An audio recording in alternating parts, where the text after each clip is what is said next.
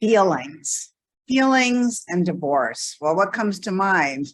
Fear, anxiety, rage. These are really challenging emotions, what the Buddhists call the afflictive emotions. And there's a siren going by right now to prove the difficulty of those difficult emotions. I'm Catherine Miller, and I've been a divorce attorney in New York City and New York State for over 30 years. And I've been with so many people struggling to deal with all of those rageful, hurtful, anxious, scared, difficult feelings. And frankly, when divorce negotiations get complicated, it's the feelings that make it complicated, not the finances, almost every single time.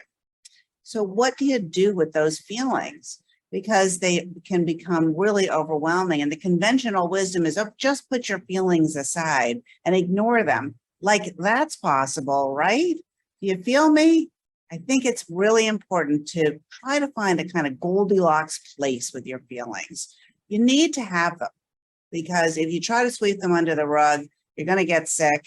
You're not going to be sleeping. You're going to drink too much, or whatever it is your go-to thing is to deal with feelings that you're not dealing with, right? Or you're going to be some kind of automaton and try to get through this by making rational decisions and not allowing yourself to have your feelings, and you're going to end up with a bad result. So how do you find a way that you can actually have your feelings, deal with them, but not let them dictate to you?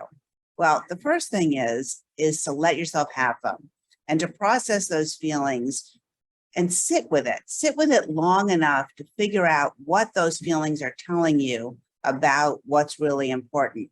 It can be really useful to do this with a good friend, some family member that you trust, a therapist or a coach, or even your lawyer can help you do this and work that through, because that information that you're going to get by listening to your feelings, but not letting them dictate what you're doing, that information is going to give you the valuable information that you need in order to get the best result in your divorce.